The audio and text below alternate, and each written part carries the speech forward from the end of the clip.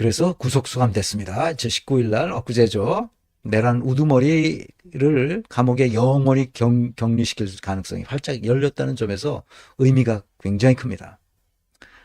이것은 윤석열이 구속 수감된다는 것은 굉장히 의미가 커요. 현직 대통령을 구속시키고 앞으로 재판이 일어나겠죠. 헌재는 뭐 이제 그 요식행위고, 헌재는 뭐 윤석열을 뭐 파면 안 시킨다 그러면 헌재가 날아갑니다. 헌재가 날아가는 거죠. 내란 협조자가 있죠. 동조자, 중요 임무 종사자, 가담자를 감옥에 가둘 수 있게 됐다는 거예요. 이건 굉장한 거죠. 윤석열 구속 수감의 의미는 통일 대통령을 꿈꾸던 김건희가 그동안 벌였던 폐악질을 무기한 감옥에 쳐넣을 수가 있다는 거예요. 야, 이거 굉장한 거죠.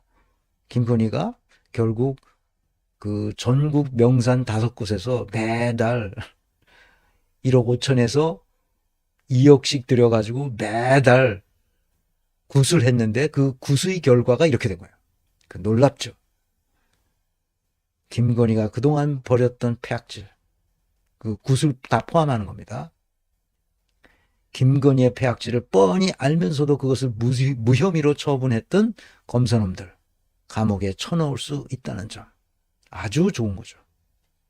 용서하면 안 된다고 내가 계속 얘기하는 겁니다. 그래서 가짜 뉴스를 생산하고 퍼날하는 놈들에게도 감옥행과 함께 금융치료를 할 수 있다는 점, 이건 참 좋은 거죠. 그래서 얘네들 금융치료를 해야 됩니다. 그동안 윤석열을 싸고 돈 자들 역사적 정치적 처벌이 가능해졌다는 점, 아주 좋은 거죠. 마지막으로 거짓말을 하는 자는 공직에서 일진 아웃시키는 법규를 만들어서 거짓말 관행을 근본적으로 해결할 수 있게 되었다는 점, 이건 놀라운 점이죠. 그래서 나는 희망을 보는 겁니다. 이렇게만 된다면 하루아침에는 아니를지라도 점점 좋아질 겁니다. 소멸시효도 이런 민사 부문에 이런 건 이제 금융치료 같은 거는 민사 부분에 해당될 수 있죠. 그러니까 뭡니까? 소멸시효가 없애고 공소시효도 없애버리는 거죠.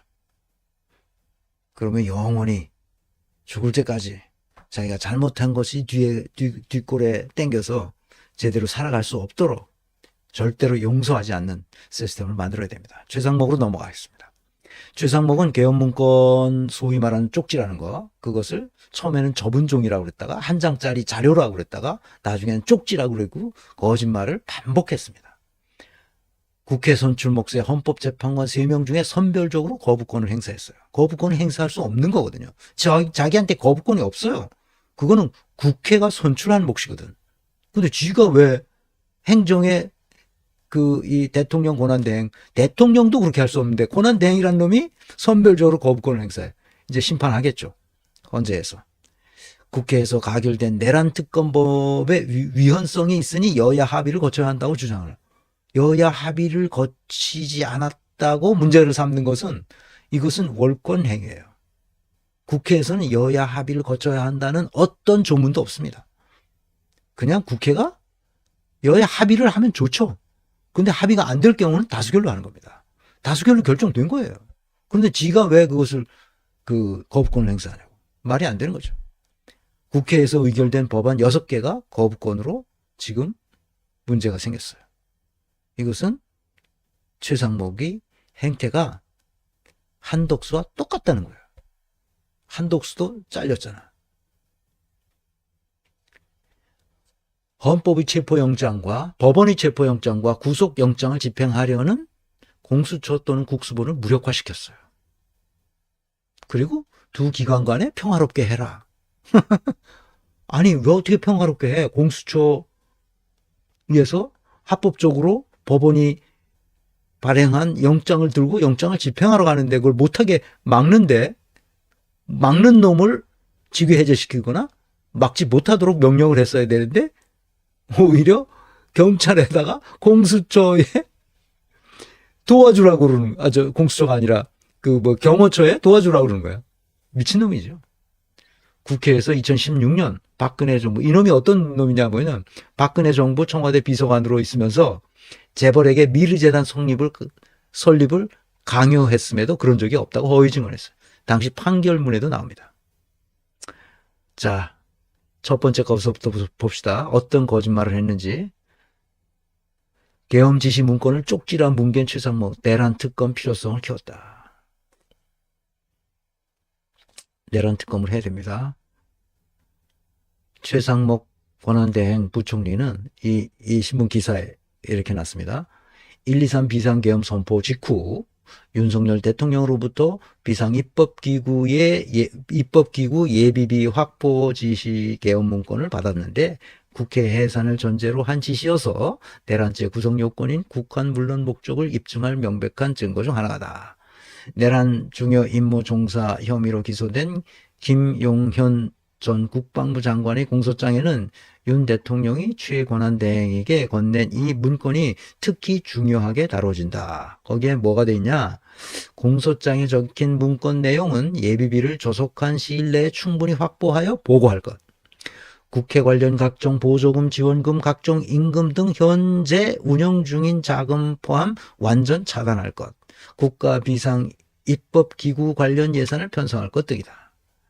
F4를 그 쪽지를 받고 바로 본인은 읽어보지도 않았다는데 F4 회의를 소집했고 거기서 결정한 것은 무제한 유동성을 공급하겠다.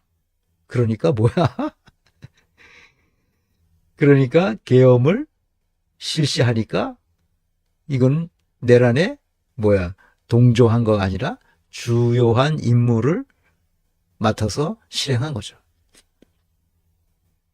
그런데 이놈은 뭐라 그러냐? 계엄이 위법하다는 의식이 전혀 없었다는 걸 말하는 거예요. 무제한 유동성 공급하겠다고 실제로 지금도 유동성을 공급하고 있어요. 부족하니까. 몇십 조를 쏟아붓는지 몰라요. 한국은행은 그 RP를 사주거든. RP가 리퍼체이스 페이퍼라 그래서 환매 조건부 말하자면 그 담보물 같은 거거든. 그죠? 무슨 회사채라든지 뭐 국채라든지 이런 걸 다 한국은행이 받아주고 그거에 값에 하던 거를 현금을 풀어주는 거예요. 그러니까 유동성 무제한 공급이라는 게 바로 그걸 말하는 거예요. RP를 조작하는 거지. 그래서 은행들이 지금 돈이 딸리면 그냥 한국은행이 돈을 쫙 풀어주는 거지. RP를 사고. 네, 이 얘기를 들으면 참 최상목이 이놈의 말, 행동, 의사결정이 완전히 어그러진 거야. 말 다르고 행동 다르고 의사결정 달라. 그런데 그 이유를 알겠어. 왜냐하면 그 이유는 여기에 나옵니다. 이걸 다 알고 있었던 거야. 기획재정부 장관에게 준 그것은 이렇게 돼 있어요. 예비비를 조속한 시일 내에 충분히 확보하여 보고했을 겁니다. 국회 관련 각종 보조금, 지원금, 각종 국회를 폐쇄시키라 이런 거야. 국회 관련 각종 보조금, 지원금, 각종 임금 등 현재 운영 중인 자금 포함해서 완전 차단할 것. 국가 비상 입법기구 관련 예산을 편성할 것. 그러니까 국회를 완전히 마비시켜버리겠다는 거지. 그러니까 이 경제통으로서 어떻게 생각한 거야? 이러면 해외에서도 국내에서도 완전히 유동성이 바닥이 나면 국가 부도 상태가 될 뿐만 아니라 문제가 심각했다. 나라 전체가 부도 상태에 가지. 그러니까 무제한 유동성 공급. 그 밤에. 그거는 뉴탐사 강진구 기자가 정확하게 다 짚어내서 이미 최상목이는 거짓말을 했다는 것이 밝혀졌죠. 그다음에 6번째를 그 청와대 비서관으로 있을 때 당시 판결문이 있어요. 그게 뭐냐면 박근혜 미르재단 설립 행동대장이 됐던 놈이 박근혜 미르재단 설립하는데 행동대장을 했던 놈이 경제부총리라니 이게 말이 안 된다. 경제부총리가 될 때 오마이뉴스에서 이제 보도한 내용입니다. 그러니까 주도적으로 10개 재벌 기업에게 압력을 행사해서 500억 원 규모의 재단을 일주일 만에 만들어줬어요. 누가? 최상목이. 그런 놈이야. 그런데 어떻게 했냐? 여기다 그 오마이뉴스 기사를 보면 이렇게 돼요. 화까지 내면서 미르재단 출연 똑똑한 최상목. 아래는 이재용 삼성전자 부회장에 대한 1심 판결문의 일부다. 미르재단 설립과 출연 과정은 청와대 경제금융비서관실에서 주도했다. 경제금융비서관 최상목은 2015년 10월 21일부터 같은 달 24일까지 4차례에 걸쳐 미르재단 설립을 위한 회의를 주재하였고 2015년 10월 23일자 회의에서는 전경련 사회본부장 이용우에게 기업들의 출연 의사를 다 확인하였는지 물어보고 아직 덜 되었다는 이용우의 답변에 아직까지 출연금 약정서를 내지 않은 기업이 있냐? 누군데 아직 안 내냐? 그 명단을 달라고 화를 내기도 하였다. 이게 판결문에 나오는 말이야. 판결문에. 근데 최상목이 뭐라 그래? 나는 그런 적 없다. 나는 그런 적 없다고 시치밀뚝대. 이런 나쁜 놈이나. 판결문에서 경제금융비서관 최상목은 미르재단 설립을 위한 회의를 4차례나 걸쳐 주도했고 3번째 회의에서는 출연금 약정서를 안 낸 기업 명단을 달라고 화까지 냈다. 이것은 정경련 사회본부장 이용우 씨의 증언에 의해서 뒷받침된다. 이놈이 뭘 했는지 알겠죠? 이때 이렇게 해가지고 당시 특검에 불려갔습니다. 그때 특검의 주임검사인가 특검의 하여튼 팀장인가 하는 놈이 누구였냐? 윤석열이었어요. 그러니까 윤석열을 모를 리가 없어. 최상목이. 최상목이 서울대 법대 3년 후배거든.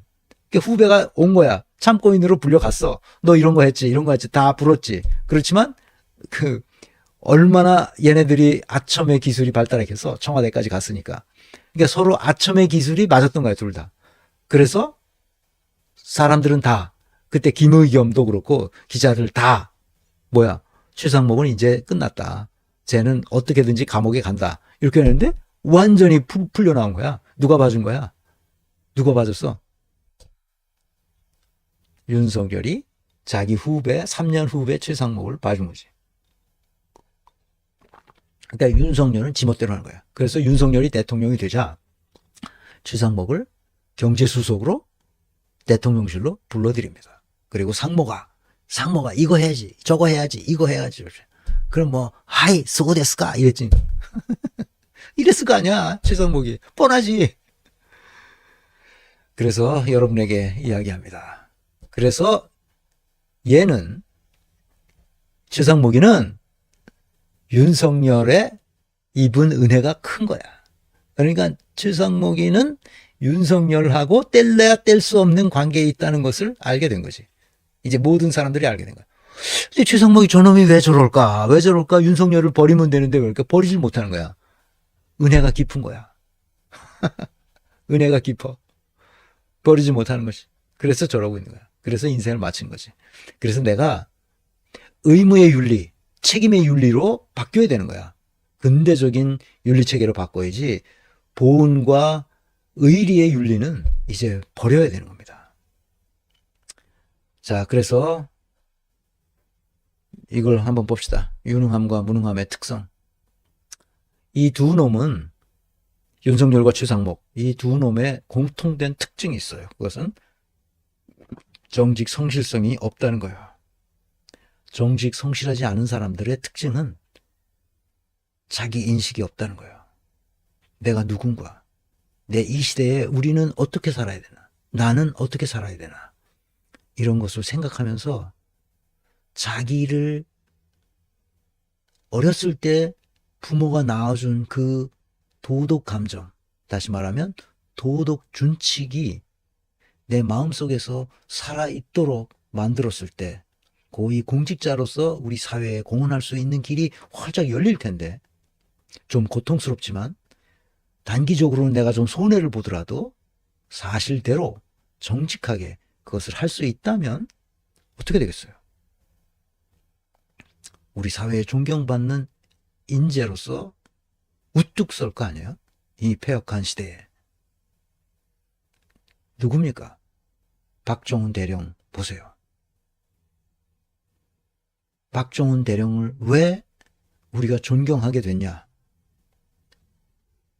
옳은 일, 정의로운 일, 진리의 길 위에서 가기 때문이에요. 자기를 인식하는 게 그렇게 중요합니다. 그것이 그 중에서도 학습 능력 굉장히 중요하죠. 학습 능력이 없는 거예요. 그러니까 무능하고 무지한 상태에서 자기 이익이 뭐가 되느냐에 따라서 행동하고 의사결정하는 사람은 우리나라의 문명을 퇴보시키는 거예요. 그래서 이렇게 되는 겁니다. 최상목은 오늘 처음 등장합니다. 윤석열은 이전까지 130대였는데 이제 160대로 마이너스 160대로 내려앉았습니다. 그것 때문이죠. 내란죄와 군사 반란죄에 해당될 겁니다. 이재명과 추미애도 업데이트를 해야 되는데 제가 업데이트를 못하고 있습니다. 최상목은 오늘 처음 이 표에 올라가는 거고, 이 두 사람은 한국 문명을 발전시킨 사람들이에요. 이 두 사람은 한국 문명을 퇴보시킨 사람들이죠. 윤석열은 아주 왕창 퇴보시키고, 최상목은 쥐새끼처럼 삭삭삭삭삭 갉아먹는데 아주 중요한 것을 큰 뭉텅이로 지금 갉아먹고 있어요. 아주 나쁜 놈입니다. 그래서 우리는 무엇을 해야 되냐면 한국 문명을 발전시키는 사람, 발전시킬 사람을 골라서 앉혀야 됩니다. 그러지 않으면 나라가 망해요. 나라가 점점 퇴보해서 결국 남미와 같이 됩니다. 그렇지만 아까 얘기했듯이 우리는 아직 절망할 필요는 없습니다. 87년 체제, 그때 만들어진 헌법이 그나마 윤석열 같은 놈을 정리해낼 수 있도록 만들어졌고, 법률 체계는 좀 엉성하지만 그런 대로 작동하고 있습니다. 시간이 좀 걸릴 뿐이죠. 더군다나 의회는 행정권을 가지고 있지 못하기 때문에 시간이 많이 걸릴 뿐입니다. 천만다행히 헌법재판소도 기능하게 되었고, 내가 보기에는 윤석열은 빠른 시간 내에 파면될 것 같습니다. 파면되면 바로 대선을 2개월 내에 치러야 됩니다. 빠른 시간 내에 민주당이 집권을 해서 이 내란 사태를 종결시키고 부족한 법 체계를 다 다시 만들어야 됩니다. 내가 바라기는 12.3 특별법을 만들어서 이 내란에 동조했던 놈들은 어떤 경우에도 그것을 찬양하거나 미화하거나 부하 뇌동하거나 하는 사람들, 그다음에 유튜브에서 엉터리 같은 가짜 뉴스를 생산하고 그것을 퍼나르는 사람들을 처벌할 수 있는 방식의 12.3 특별법을 만들어야 됩니다. 5.18 특별법을 만들었듯이 김영삼 정부가 만들었잖아요. 그때 이재명 정부가 되면 특별법을 만들어서 깨끗이 정리해야 됩니다. 제 오늘 강의는 여기까지고요. 다음 시간에는 내가 계속 하려고 했던 걸 못했어요. 또 뭐가 일어날지 모르죠. 토요일까지. 그래서 인간과 정치, 인간이란 무엇인가, 정치란 무엇이고, 조직의 역할은 무엇인지 같이 생각해 보겠습니다.